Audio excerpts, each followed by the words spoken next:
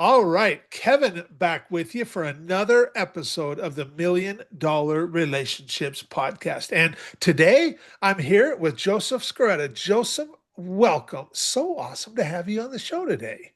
Thanks for having me, Kevin. Excited to be here. Same, same. And I got to start. I want to give a shout out to not only the folks at the Quoted platform, because I found out about them not too long ago, within the last couple months, from a good friend of mine who is also a podcast host. And he was like, Kevin, you should really check it out because I've found some amazing guests through that platform. And so I checked it out, and my assistant was like, well, Kevin, let's just put up a listing on there really quick and just see what happens. And within 2 days, 48 hours, I had 41 responses. Wow. And these weren't just like casual response. These were like solid responses. And Joseph, your right hand gal, your PR gal, Jennifer, she was one of the ones who responded. And what was so cool about it is, man, she talks you up so doggone good.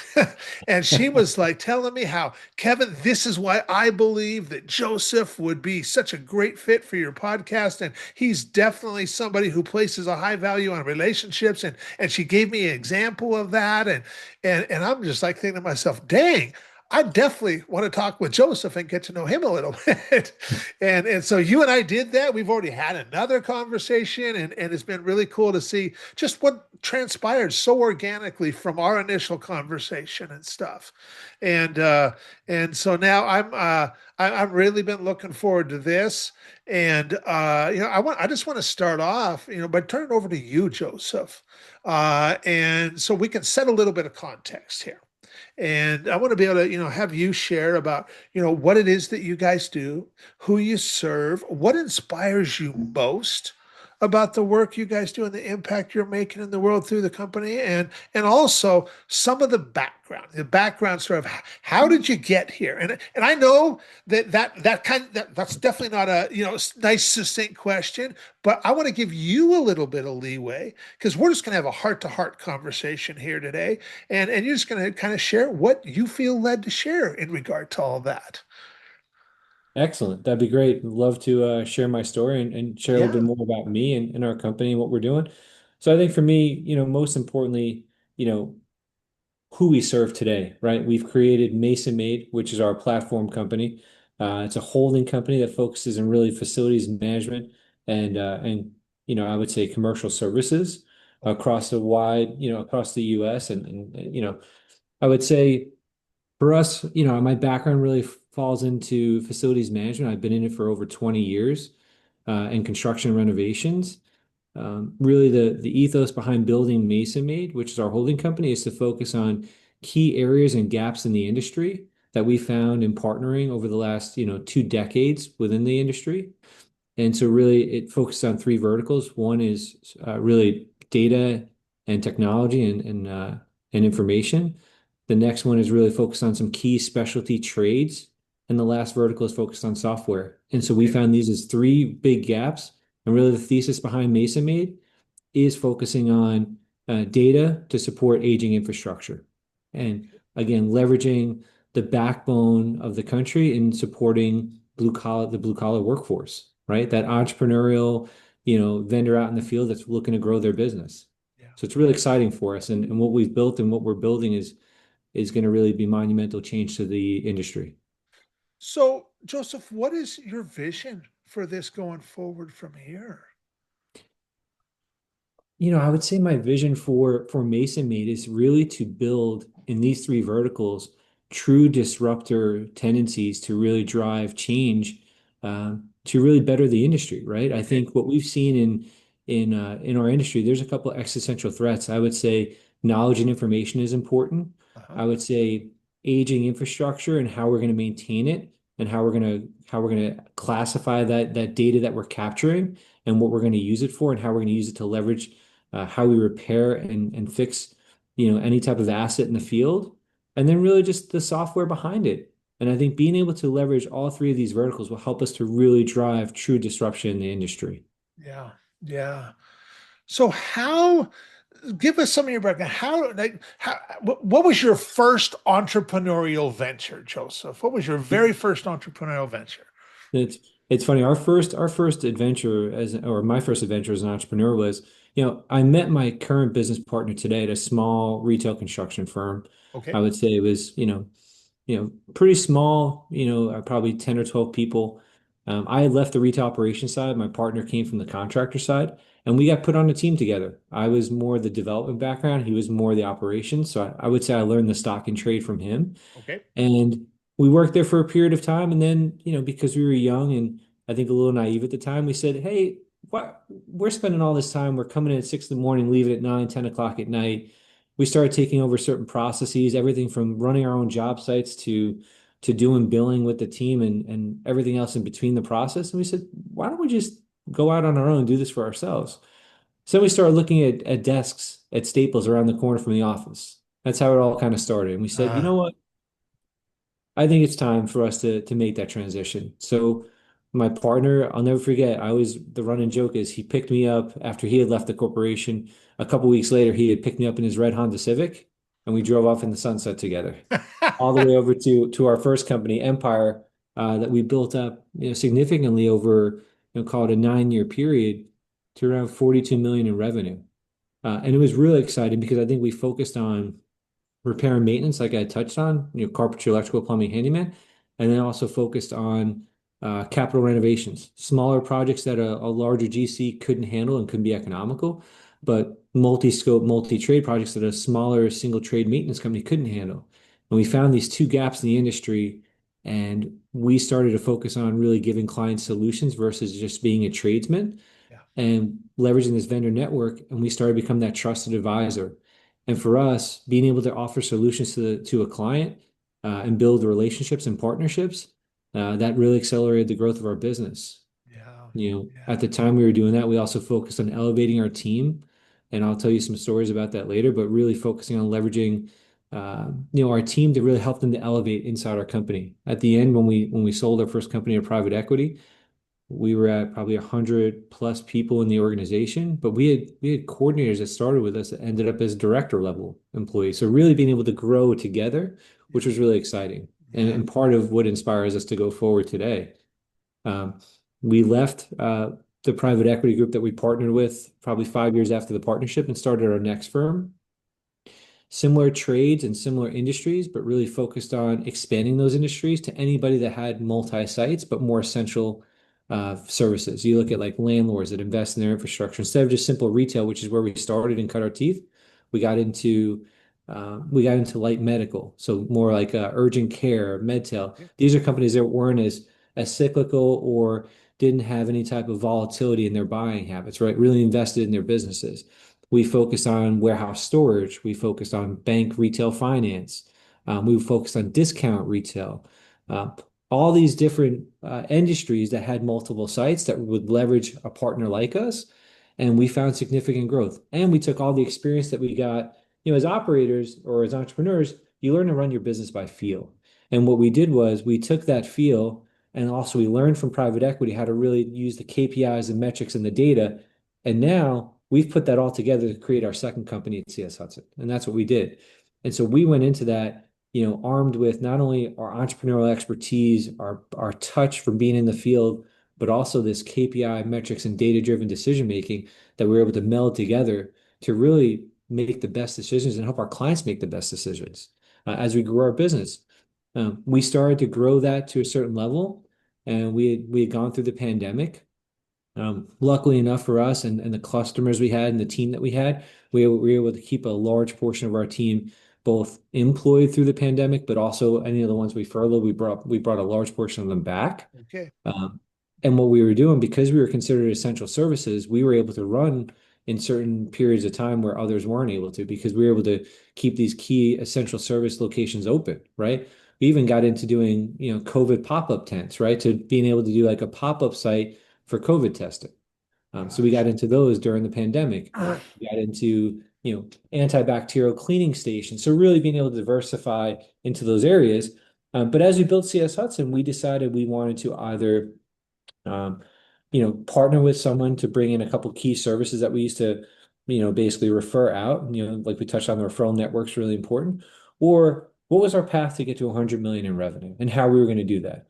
And so we started looking for companies to buy, and I got introduced to one of these, I would say private equity groups, and we weren't looking, we weren't shopping. And they said, "Hey, we have all these trades that you want. Why don't you partner with us?"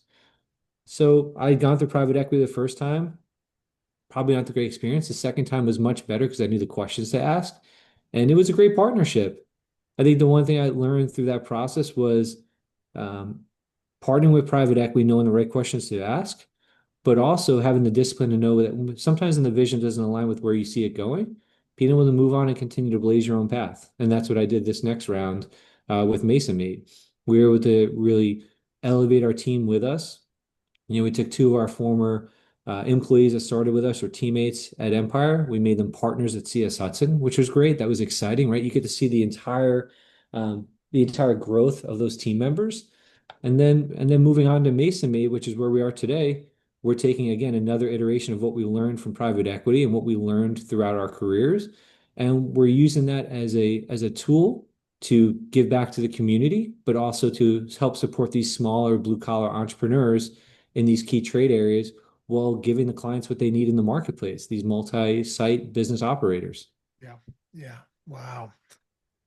That's isn't it so interesting when we look back? I mean, that's quite a journey that you've been on, and each step, each step led to the next, to the next, to the next, and just right down the line. And I know, man, I look back at my own entrepreneurial journey over the last 30 years, and it's kind of been the same thing. It's just been this progression of just, each business we get to learn new things and make new discoveries and figure out what worked best and take what serves us best and leave what doesn't and just keep moving forward and each step we get to make a bigger impact. And that's exactly what's been happening for you guys. And It starts to become a snowball effect, yeah, right? yeah, It starts and just grows and grows and grows. And yeah, now we've gotten to a place where our level of understanding of not only the industry, but also as a business operator standpoint, it just continues to evolve from there. So yeah, we're excited about this next iteration. yeah, yeah. Awesome, awesome. Well, so now that we've got some context set here, this is going to be I know you've alluded to it a little bit, but we're going to dig in deeper here and stuff. And so I'm going to reiterate the question for the benefit of our listeners. So, Joseph, have you ever been introduced to a person or persons who completely changed the course of your life or your business, so much so that much of what you have today would not be possible if not for this person or persons? And I'm just really excited to go deeper into this with you and hear your story and your experience around this topic of relationships.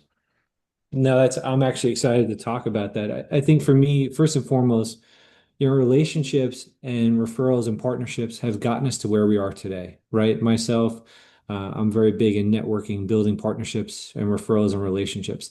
I would say the two most inspiring or most important relationships to me, one would be from a personal perspective is my wife. We met when we were, 19 years old. Before we had anything, we were working, I was working a retail job and she was working at a geological services company. We met through a common friend. And I would say that anything I've accomplished in life wouldn't be possible without her standing by my side, Amen. being the wind at my back or supporting me so I could be out working as entrepreneurs. We work crazy hours, right? Especially in the early days as we're starting to kind of blaze a trail and cut a path of what we're actually going to do, right? Yeah. Yeah. Every crazy idea I had or um, everything that I've tried or done, she was always behind me 110%. And so many times you hear, that wouldn't be possible without someone that was supporting you. So my wife, Steph, she has been incredible for me throughout my entire journey, and still continues to support me even now, almost 20 years later. Yeah.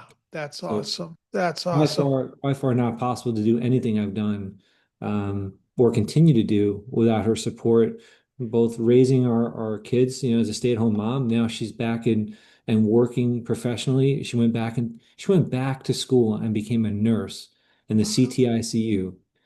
She did an accelerated program. She just literally said one day, I want to go back to school to become a nurse. And I'm like, all right, let's do it. I'm an entrepreneur. I'm like, let's go do it. And she went back to school. She graduated summa cum laude in her class. Wow. And now she got a job at one of the major hospitals in the area and continues to thrive every day. And she's on the Professional Nursing Development Council.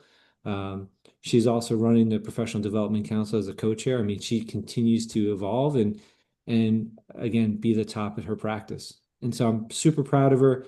Our relationship is what continues to inspire and drive me every Yeah. day. Yeah. Awesome. Awesome.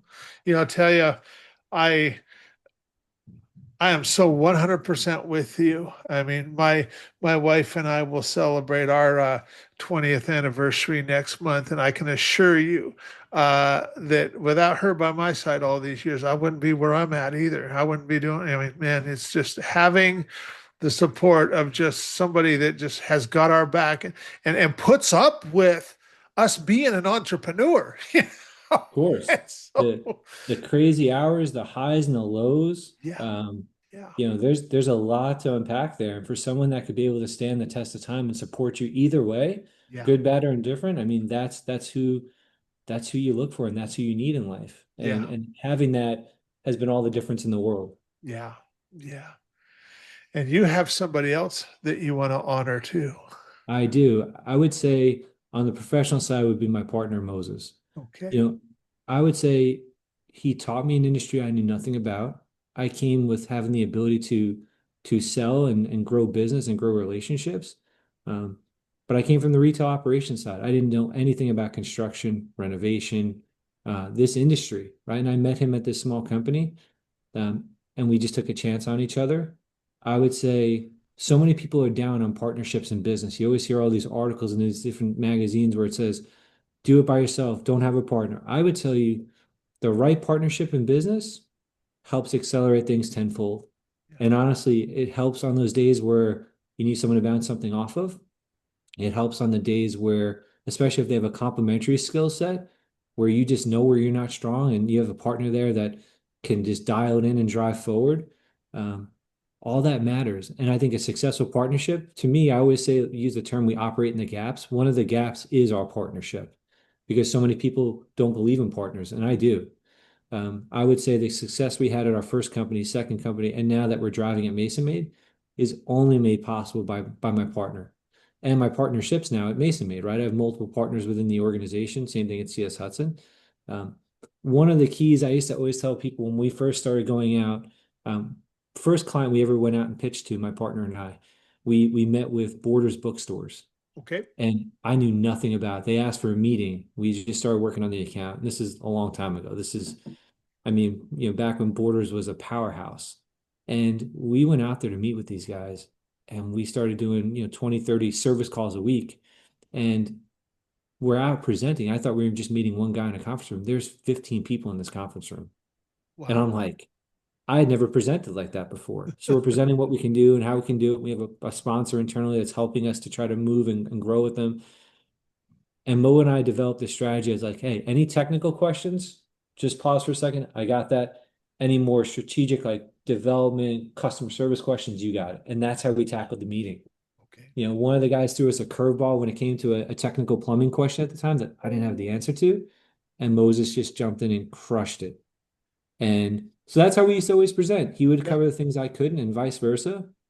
If it came time to talking to a high level client relationship or something, he would always leverage me. But the one thing I used to always tell people is, and it's funny, it still holds true today. Whatever I could dream, he could build. I mean, he's a master craftsman by trade, but in our companies, he focuses on the infrastructure and the development of people. And I drive, future business growth. I drive, new trends in the industry, new service offerings, high level client relationships. He's the backbone and the infrastructure of our business in all the companies we've ever built. He's great dealing with people. I've learned so much about how to deal with different people within the organizations. And honestly, it's helped me professionally grow and mature as a person on the inside from a corporate standpoint. So honestly, I would say I wouldn't be anywhere where I am on the corporate side or on the business side without having my partnership with Moses. It's Yeah. made all the difference in all the work that we've done. And honestly, I've told people he's like a second brother to me, right? And to have that level of relationship, because remember when we got together, we were so young. You know, you're full of ego in the beginning, right? You know, it's my decision, it's your decision, who's CEO, who's president. And you go through that, right? We got through that pretty quickly, call it a year or two into our first company. And after that, there's no ego between us. I used to think that when he used to pull apart, I tell this story too. He used to pull apart my presentations for clients. In the beginning, it would frustrate me. I'd say, "Why are you looking for holes in my presentation?" And he was like, "Because I'm trying to make sure that you have all the answers for when you go in front and talk to somebody." And it finally hit me at that point. I'm like, "Damn, he's doing it to help me." Meanwhile, here all the time, I think he's trying to poke at me, which he was, but for the right reasons. And so I think when you can get away from that ego and you could just let the partnership be the partnership, it I tell you, it's made all the difference for me. And starting Mason made as our third venture, really having him a part of it has been, critical to what we've built and critical to the success going forward. And honestly, I could tell you, I feel like we'd be partners forever in a number of different scenarios, regardless of whether it's Mason Made or anywhere else. Yeah. Well, I'll tell you, Joseph, there is no hiding your appreciation for Moses and for his role in your life, for in the business. How long have you guys been? So when did you guys first meet? How many years ago was that? What year was it? It's funny. Steph and I are almost married for 20 years. Um, but Moses and I have like I've known Steph longer than 20 years, obviously, but Moses and I've probably known Moses for about 20 years. A little Okay. bit, actually a little over 20 years now. Okay. Okay. So long So time. this has been a long-term partnership that has carried both of you guys through three different business ventures so far, you Three know. different business ventures, two acquisitions. We've also acquired companies along the way and integrated them into our businesses. I mean, we've done a lot together. Yeah. And so, and it continues to, so it's spanned a long time. Yeah. A lot Yeah. ups and downs through life. We both, when we got married, each of us got married, we had kids around the same time. Like, so it starts to evolve from there. It's like you Yeah. start to live these parallel lives, which is Yeah. crazy. Yeah. Yeah. Well, you gave this example of him, kind of like poking holes in your presentation, but doing it from this loving place because he just wanted the best for you. He wanted the best for both of you and the company and the clients you guys serve and all of that. And so I know the question I'm about to ask, you can come up with probably so many examples of. I just Of want to course. challenge you to come up with one. And so what is an example of a situation where you personally you got to make this really big impact, really substantial impact, and maybe even in the moment maybe it kind of surprised you a little bit, but you also know that would have never been possible if not for the relationship that you have with Moses. What's an example of something like that, Joseph? I'll give you probably an easy client one. This is probably an Okay. easy. So we had built every one of our client relationships at our first company. We built from the ground up. It was service call to service call, really trying to elevate the relationship and the partnership. We had finally built up one of our accounts at the time, Sprint. It was Nextel and then it became Sprint because they were acquired by Sprint. So it was really early days. We had the ability to get in there and to grow our footprint and our business, but really to elevate it into a new service offering for HVAC. And at the time, you know, we didn't know HVAC, heating, ventilation, cooling. Um, we didn't know much about it. We knew about our trades, plumbing, electrical, carpentry, handyman. We did great work there. And we were very cautious to take on new business in that scenario because we didn't want to let our client down. And so what I would say is for me as an entrepreneur, we had the ability to take on that entire piece of business and deliver a high level quality product. Um, and talking to Moses, he was like, listen, pump the brakes. We can't take this on this second. We have to train our people. We have to build a process. We have to build a structure. We can't just take this work on. And if it were just me by myself, as a single CEO at the time, back at my first company, I would have taken that and figured out how to make it work. And with him, it was like, pause, don't say no, let's build an infrastructure behind it. And that's some of the differences in our relationship over the years. He's always been I would say the calm in those scenarios of like, hey, it's really exciting. Let's just pause. Or, Joe, you've lost your mind. We can't possibly do this. Don't sell this ever. And don't let your sales team sell this ever. So it's always been a mix, but I would tell you that was one of the things that I learned, early on in our relationship was he was always looking to protect me in that scenario and protect us, right, from taking something we couldn't deliver on. Because he also knows that our brand and our reputation is everything to us Yeah. in the marketplace and to us internally. Yeah. So that was probably the easiest example I can give off the top of my That head. well, that is a great example right there.